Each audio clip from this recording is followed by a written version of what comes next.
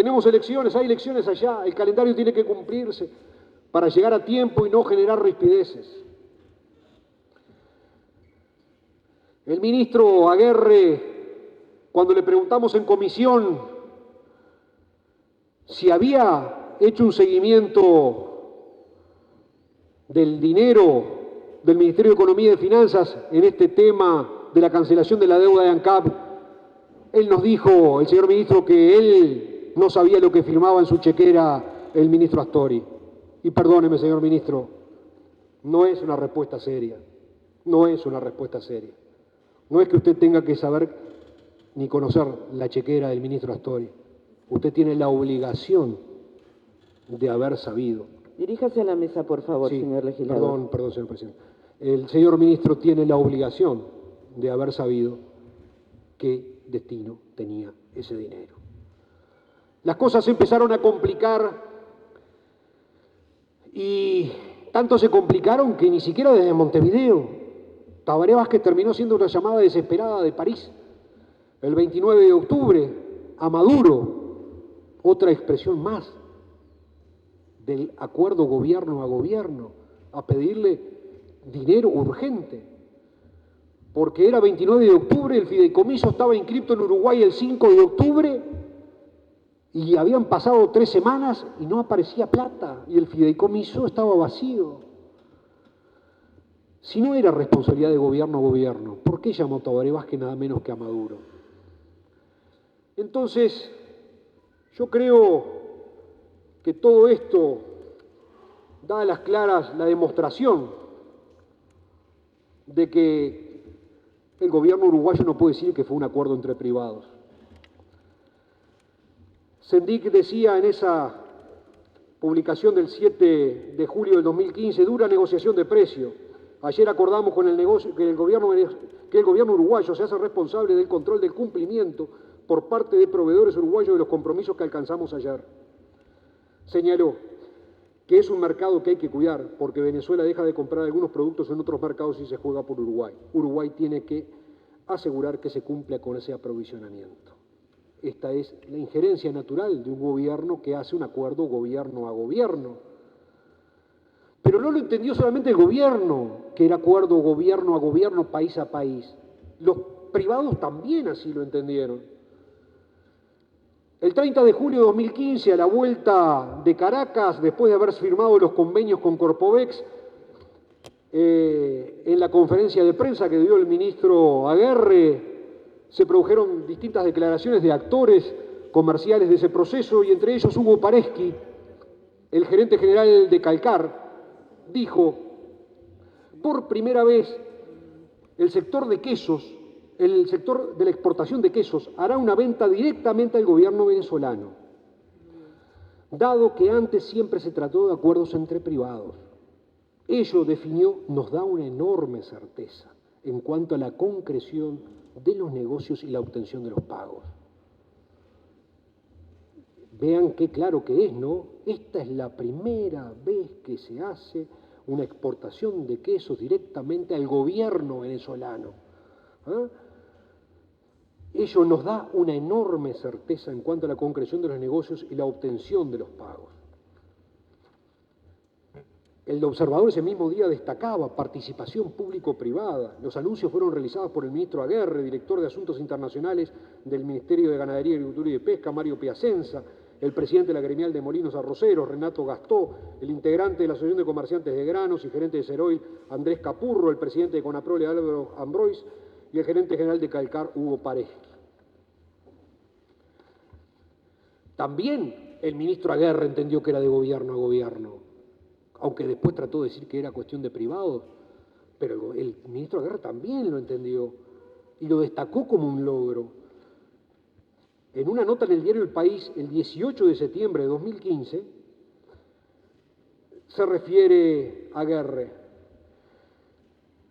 La concreción del operativo implicó un esfuerzo muy grande de todo el gobierno, porque es un trabajo del gobierno nacional en pleno, definido en el Consejo de Ministros, con muchísima participación del INALE, involucramiento del BROU y ANCAP. ¿Se equivoca el ministro Aguerre? No, tiene razón. Fue todo el gobierno. Y del otro lado estuvo el gobierno venezolano, gobierno a gobierno. Lo mismo dijo el vicepresidente de Conaprole, Wilson Cabrera. Reconoció por su parte que el cobro se ha demorado un poco, esto es del 12 de octubre de 2015 en el país, ya había pasado largo tiempo del 30 de julio y el dinero no aparecía en esa fecha y ya habían salido productos hacia Venezuela, que el dinero se ha demorado un poco, pero aseguro que somos muy optimistas porque todos los documentos están en regla y porque hay un acuerdo suscripto entre gobiernos. Hugo Pareschi, nuevamente, varios días después del 30 de julio, estamos hablando del 12 de octubre, vuelve a decir exactamente lo mismo. Yo no sé si los embarques están demorados porque no tenemos experiencia en acuerdos de país a país, atribuyendo quizá que si habían la demora de los embarques se debían no a los privados, obviamente, sino porque no tenían experiencia en cosas que se negociaban a nivel de esferas de gobierno. Coya también lo dijo en la República el 17 de septiembre. Según explicó Coya, las negociaciones sobre las exportaciones de alimentos las conduce el Ministerio de Ganadería, Agricultura y Pesca. También lo dijo, como acuerdo gobierno a gobierno, el ministro Aguerre en su comparecencia en la Comisión de Presupuesto al Senado el 10 de noviembre de 2015, hablando cuando se le pregunta por el senador Delgado que habían llegado el día anterior 50 millones de dólares, y se le pregunta cómo van a venir los otros, dice, no estoy hablando de cuándo van a ir los otros, pero este es un convenio celebrado gobierno a gobierno, por el que se fija partidas, por el que se fija una partida, una cantidad que equivale a los 262 millones de dólares contra las que se están realizando las exportaciones, y después sigue de que se va a seguir cumpliendo el cronograma. No estoy hablando cuándo van a venir los otros, pero estoy diciendo que hay un convenio celebrado gobierno a gobierno. Estas son sus palabras, son las palabras del ministro Aguerre.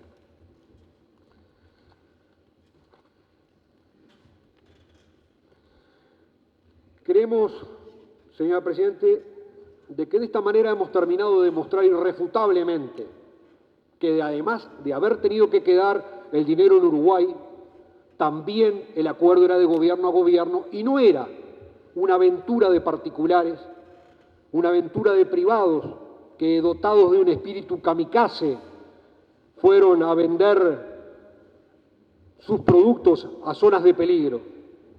Es más, todas las empresas, aquellas que supuestamente había que supervisar que cumplieran según Sendic, hicieron toda la producción que se iba a exportar a Venezuela. Conaprole tiene guardado en sus depósitos todavía más de 20.000 toneladas de leche en polvo, elaboradas con los requisitos específicos, vitamínicos y proteicos para el mercado venezolano, de difícil colocación en cualquier otra parte del mundo. ¿Por qué? Porque les dieron las garantías. Las queseras les dijeron, ustedes tienen un cupo de 4.000 toneladas cada una, 12.000 en total. Calcar, Pili y Claldi también produjeron todo su queso para exportar a Venezuela.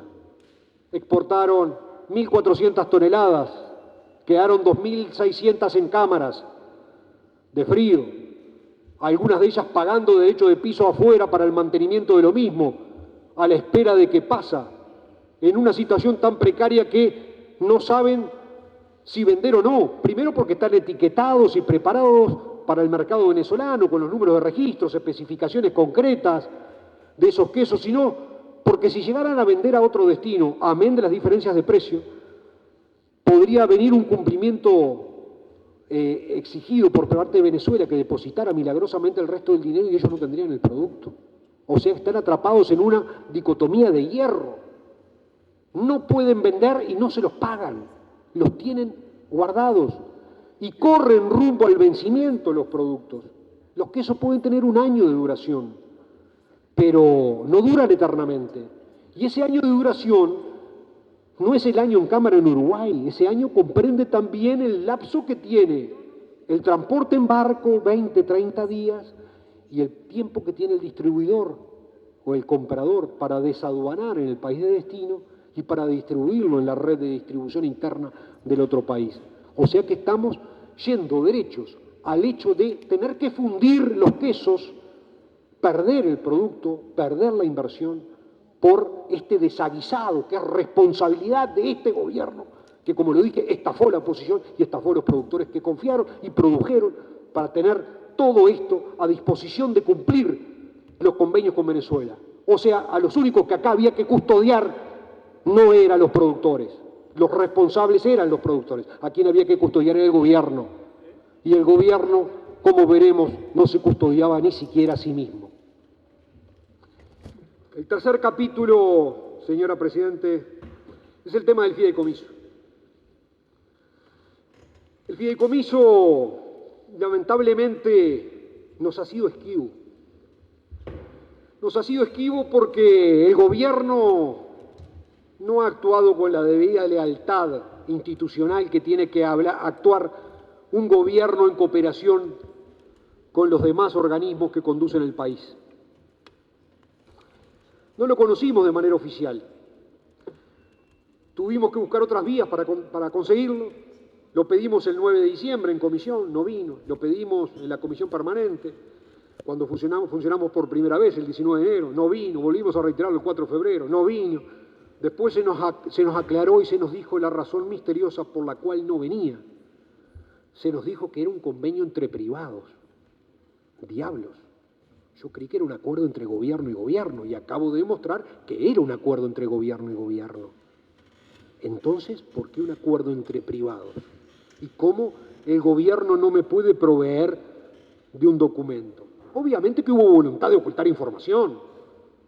Obviamente que no viéramos el fideicomiso, que no pudiéramos acceder a él. Pero accedimos y lo tenemos. Y el fideicomiso efectivamente, entre comillas, es privado. Es celebrado entre Corpovex y el Bandes, que no son privados, son públicos, de Venezuela. Es privado para nosotros, porque el Estado uruguayo, increíblemente, en el negocio que va a asegurar, o debía de asegurar, el pago de los productores uruguayos, no es parte. El Estado uruguayo, créalo o no es parte del fideicomiso con Venezuela. O sea, acordamos un negocio con Venezuela, el mecanismo de pago, y no estamos integrados como parte en el mecanismo de pago que es el fideicomiso, ya sea como fideicomitente o como parte en el mismo para establecer un control sobre el funcionamiento del mismo, para tener detalles sobre el flujo de fondos, las formas de pago, para discernir cómo se paga y de qué manera se paga. No estamos. En ese error del gobierno de entregar y de resignar el interés nacional, se dejó la voluntad del fideicomiso librada al gobierno venezolano. Pero peor de todo es que en distintas instancias se dice por parte del ministro de Ganadería, se dice por parte de Ferreri en sus comparecencias a comisiones, de que se está trabajando en el fideicomiso. Es más, el 22 de junio supuestamente se construyó ese grupo interministerial para trabajar en el fideicomiso. No entiendo, que me lo expliquen, cómo se constituye un grupo para trabajar en un fideicomiso y resulta que el Estado uruguayo no participa en el fideicomiso. El fideicomiso lo hace Venezuela, entre dos entidades públicas. Es como si no quiero poner ejemplos fuera de lugar, pero vamos a poner uno más burocrático. Es como si dejáramos Venezuela, en parte inversa, dejara librado el pago que debe recibir Venezuela, un arreglo entre el Banco República y ANCAP.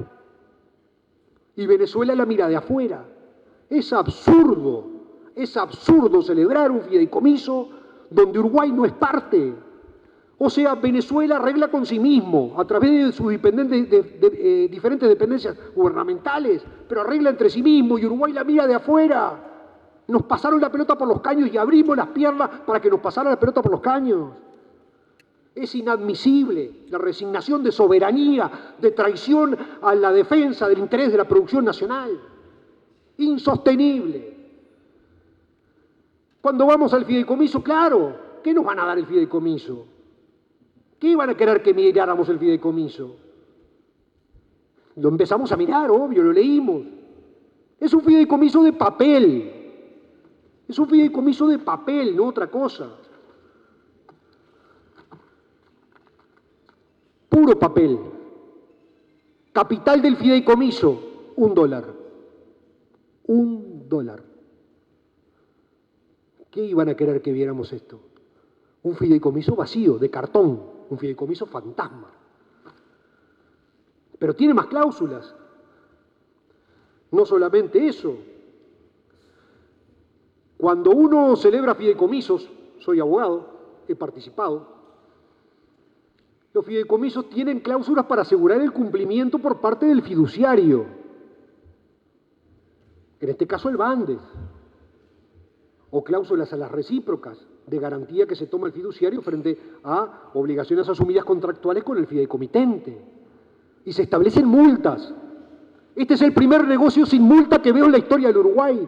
O sea, si nadie cumple, nadie hace nada, acá no hay nada que se pueda exigir como cumplimiento del fideicomiso, ni siquiera una multa.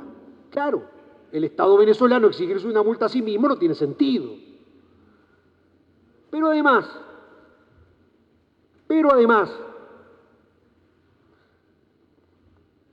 hay una cosa que nos había llamado la atención de suma manera. Y era que todas las facturas del fideicomiso, de las entregas de los $50 millones que venían siendo entregadas a los productores a medida que se iban liberando fondos, además, obviamente, de la constancia de la suma de dinero entregada, tenía una simple palabra: comisión. Comisión. 3%. Nada más.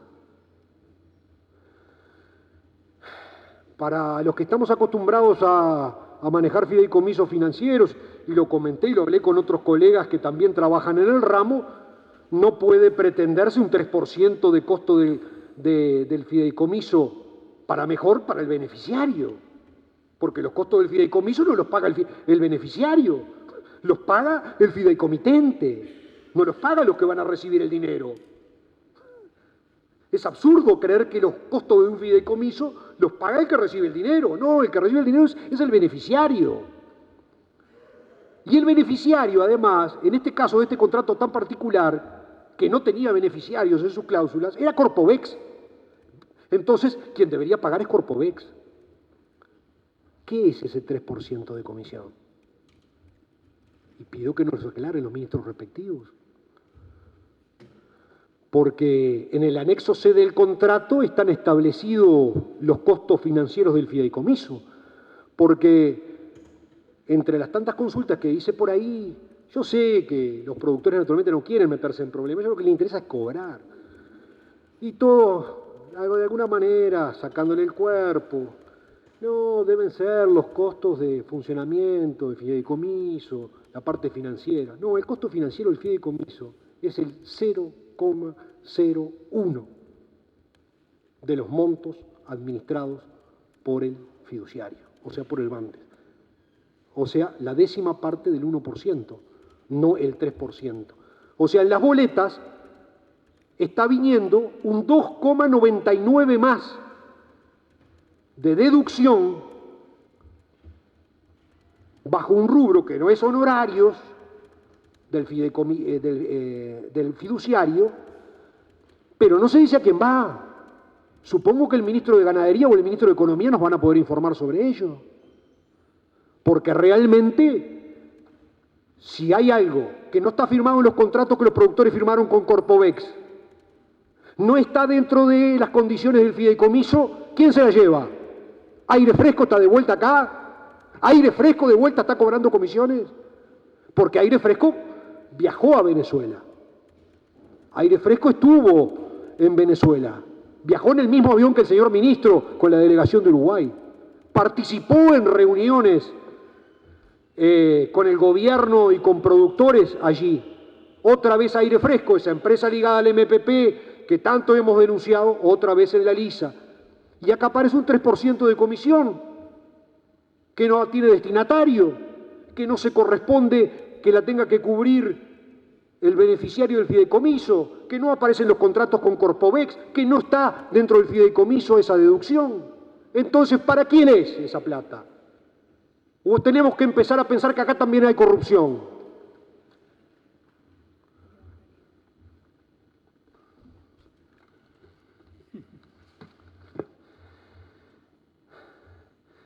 Lamentablemente, señora Presidenta, yo creo que también, para los intereses uruguayos, lamentablemente, hemos terminado de demostrar que el fideicomiso es una mentira. Fue un invento de papel, un fideicomiso con un solo dólar, donde el gobierno uruguayo no estuvo, donde participó aparentemente en la redacción, en la generación, pero no es parte, no tiene control alguno del funcionamiento, de la forma como se distribuye el dinero, de cómo se gerencia, nada, ajenos y ausentes. Y este es otro tema más. Entonces le sumamos, el dinero debió quedar en Uruguay. Segundo, fue un acuerdo de gobierno a gobierno y el fideicomiso fue contra el interés nacional porque no participó el Estado uruguayo. 3 puntos. Y la salida del dinero, señora ministra, señora Presidenta, no es una chamoneada. Es un zafarrancho. Lo dejaron salir. Lo dejaron salir. Negocian con un país fundido. Y no es una novedad, lo sabe todo el mundo. Terminaron en un decreto de emergencia económica. ¿Por qué no se tomó el gobierno las previsiones del caso? ¿Acaso no sabían que si el dinero salía no volvía nunca más? ¿No tomaron previsiones alguna? ¿Por qué? ¿Por qué, señores ministros, se cambió el texto de lo pactado? Que era el espíritu, además. ¿Por qué se cambió el texto? ¿Qué fuerza misteriosa hubo que obligó al gobierno a cambiar lo que era obligación y compromiso asumido documentalmente entre 2 países con el acuerdo de las 2 naciones, a cambiar sus propios dichos para dejar en offside a todos quienes declararon, como el subsecretario Ferreri, a quienes exportaron también en offside, creyendo en el compromiso del gobierno? Sendik, cuando lo largaron al frente, valga la redundancia, porque, como lo dije hoy, no explicó Vázquez el cambio de por qué el dinero estaba en China y no en Uruguay. No lo explicó Aguerre, no lo explicó Astori. Fue Sendik, solitario. Lo tiraron, lo pusieron ahí y que vayan los pastelazos contra él. Y no salió ninguno porque obviamente alguien había traicionado el compromiso asumido. Sendik dijo que no había habido más remedio que enviar el dinero a Venezuela y habló de que PDVSA había impuesto condiciones. ¿Cuáles son las condiciones tan fuertes que puede imponer un organismo estatal venezolano para cambiarle la voluntad manifestada y escrita en un documento firmado gobierno a gobierno, Estado a Estado? Queremos saberla. ¿Cuáles fueron las razones de mérito, de oportunidad que convencieron al gobierno uruguayo para que el dinero se fuera a China y ustedes alegremente despidieran el avión que se lo llevó? Valga eufemísticamente la imagen, como si hubiera salido en contante y sonante.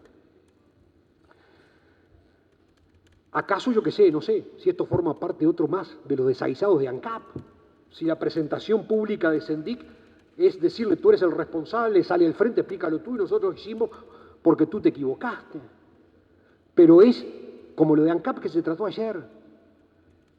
Hay unos que dicen que si es el ministro Astori con su política económica para contener la inflación, que fue el causante del déficit de ANCAP.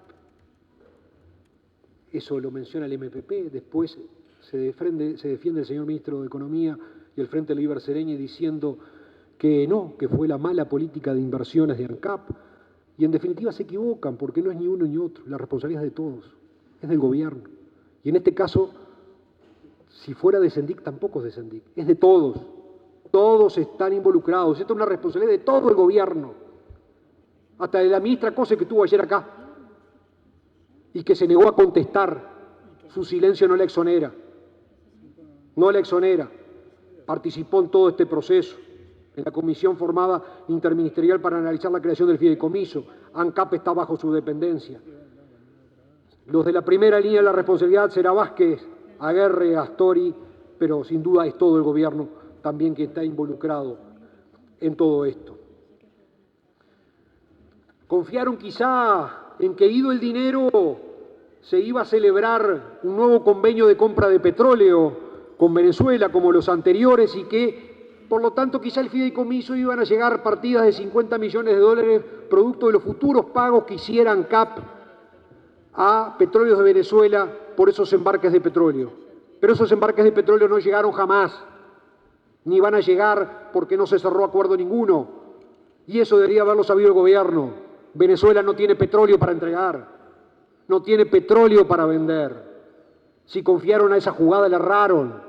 Si los convencieron diciendo, dennos la guita que ahora la necesitamos y empezamos a pagarle, a dejarle que quede el dinero que venga del petróleo futuro, le erraron.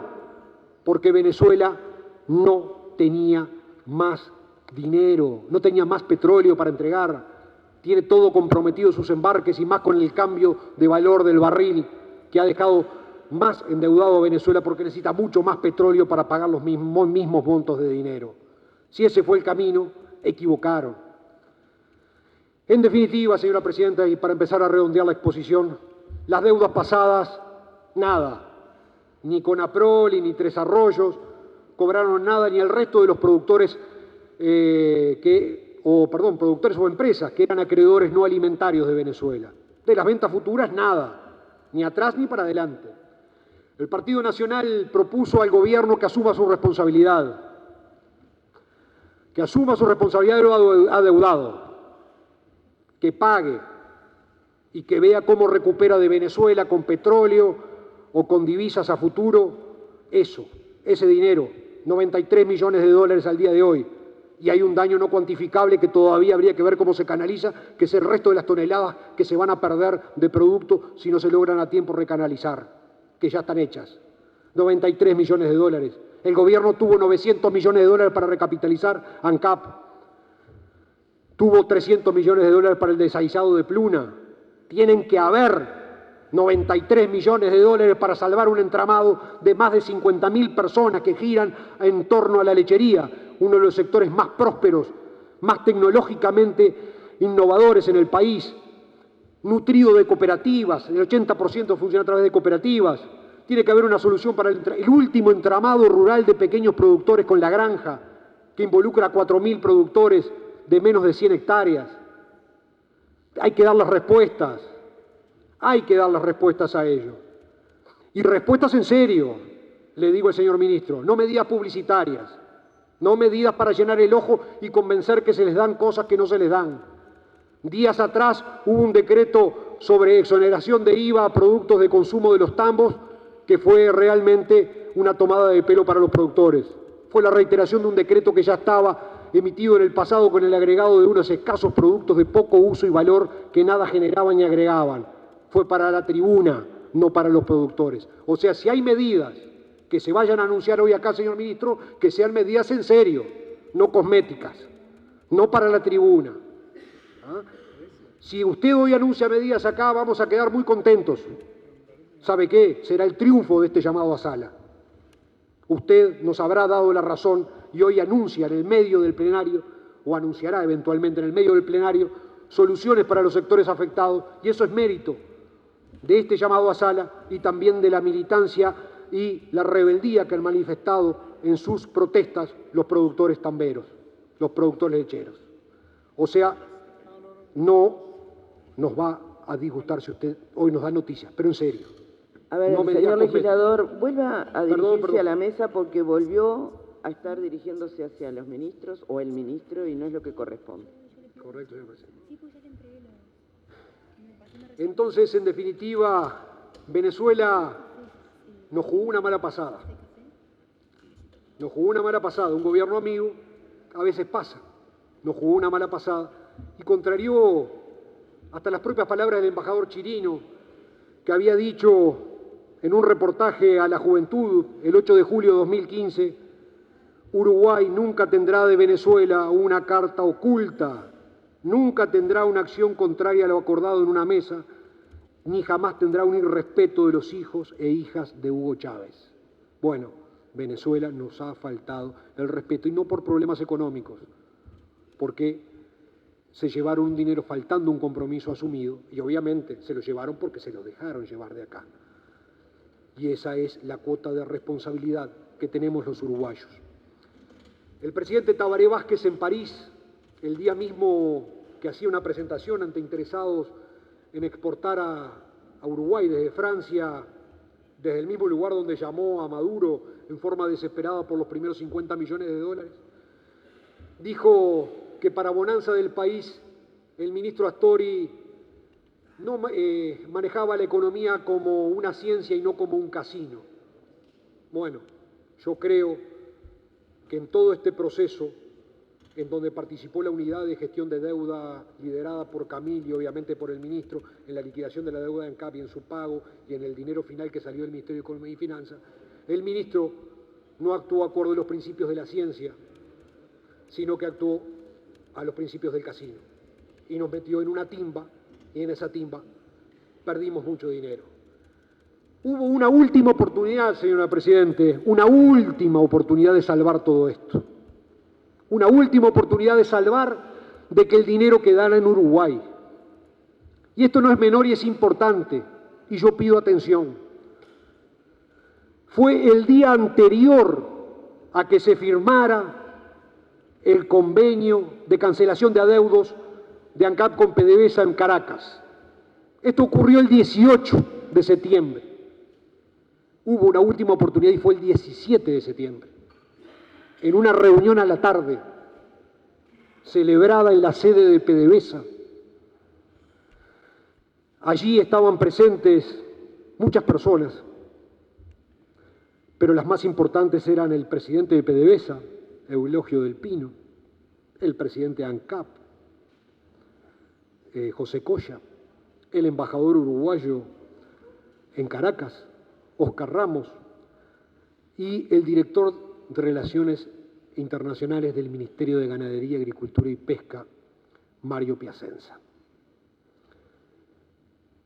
Esa tarde se leía el borrador final del contrato de cancelación de deuda. La última discusión se situaba en torno a 33 millones de dólares finales, que no cerraban en el negocio porque Venezuela quería 300 millones y Uruguay ofrecía 267. Se encontró una cláusula de transacción por la cual se hacía una posición take-off a futuro de un futuro contrato de petróleo comprado a PDVSA. Y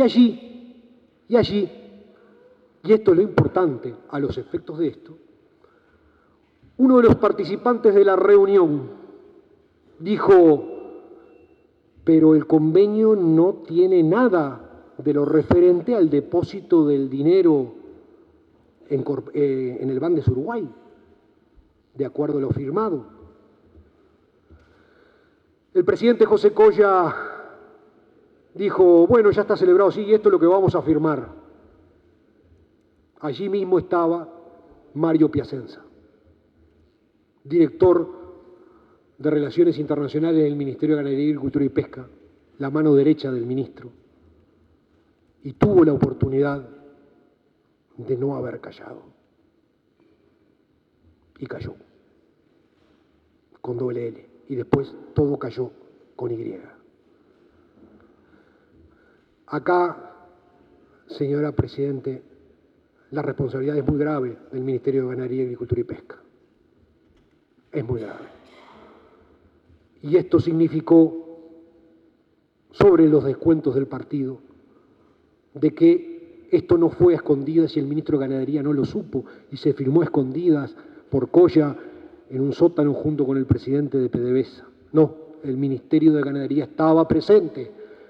Entonces, si estaba presente el Ministerio de Ganadería, allí tuvo la responsabilidad política de defender el interés nacional de los productores y evitar que se consumara la estafa que le generaron al país y a la oposición. Allí tenía que haber dicho: los 267 millones de dólares van al Bandes Uruguay. Y el Ministerio de Ganadería, Agricultura y Pesca cayó. Y el Ministerio de Economía, que había participado en toda la redacción del documento y en la negociación de la deuda, también a través de Lieberman y a través de Camil, cayó y nada dijo. Y esto, señora, es la responsabilidad que tienen. Y no creo que tengan explicación sencilla. Voy a tratar ahora de escuchar para que nos digan cómo se explica esta traición al interés nacional, esta estafa consumada a los productores, a la oposición al sistema político, cuando mucho se habla hoy por el presidente de hacer un diálogo social en el 2016. El diálogo se construye sobre la confianza, y la confianza se construye sobre la sinceridad, y cuando uno cree en el otro que le está hablando enfrente. Si nos dicen una cosa, votamos en un sentido, nos cambian y termina en otra, es difícil construir diálogos, señora ministra. Así no vamos a poder construir. Nada más por ahora, señora ministra. Voy simplemente a alcanzar unas preguntas para el ministro Aguerre, a efecto de que nos las responda, y que paso a leerlas para que queden en actas. Señor ministro Aguerre, primero, ¿cuándo y por qué medio, y por medio de quién, supo usted que el dinero no quedaba en Uruguay en el fideicomiso a firmarse? ¿Lo supo antes o lo supo después de que fuese girado el dinero al exterior? Pregunta 2. ¿Por qué no hizo nada usted o sus representantes ministeriales en todo el proceso para evitar que el dinero se fuera de Uruguay? 3. ¿Usted participó en la redacción del fideicomiso? ¿Quiénes lo hicieron y lo redactaron por Uruguay? 4. ¿Por qué el Estado uruguayo no es parte firmante, ya sea como fideicomiso o como parte de ese fideicomiso? 5. En el fideicomiso se debe cobrar a prorrata de lo exportado. Hay queseras al día de hoy que no han cobrado nada y hay unas que han cobrado todo. Y esto dislate al lado de la pregunta, señor ministro. No queremos saber los mecanismos por los que algunos en Venezuela cobran y otros no cobran. Nos imaginamos. 6. ¿Por qué se alentó a empresas como Navarro a exportar si el dinero no estaba en estado de constituir el fideicomiso en Uruguay? 7. ¿Por qué se está descontando el 3% de las comisiones en las facturas del BANDES a los productores y los honorarios del fideicomiso son el 0,01% por anexo C del fideicomiso, del contrato de fideicomiso? ¿Para quién es esa comisión? ¿Para quién? 8. Ante el impago, ¿cómo no se conformó o por qué no se conformó una delegación de primer nivel para concurrir a Venezuela a reclamar el cumplimiento del fideicomiso? Estas son, señor ministro, las preguntas que hacemos luego de terminada nuestra exposición. No sé, tiene la palabra el señor ministro de Economía y Finanzas. Muchas gracias, señora presidenta. Antes que nada, creo que no corresponde agradecer nuestra presencia acá, porque simplemente estamos cumpliendo con una obligación, que es la de suministrar la mayor y mejor información disponible para que el Parlamento pueda, a su vez, hacer un seguimiento riguroso acerca de temas de interés nacional. Y hemos venido una vez más a eso. Digo una vez más porque acerca de este proceso, incluso se mencionaba en la intervención del señor legislador convocante, hubo muchas oportunidades de información al Parlamento, en comisiones de ambas cámaras, a propósito de sesiones del plenario de ambas cámaras, y durante el transcurso del desarrollo de este proceso tuvimos entonces ocasiones de ir planteando con transparencia la información que nosotros entendíamos no solo importante por tenerla, sino también porque queríamos que la tuviera el Parlamento.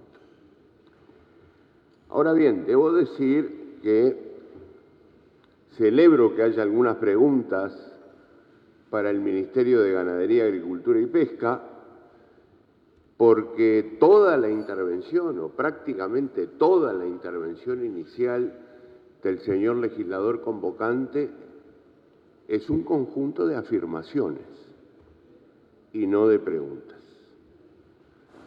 El señor legislador convocante toma posición y adjetiva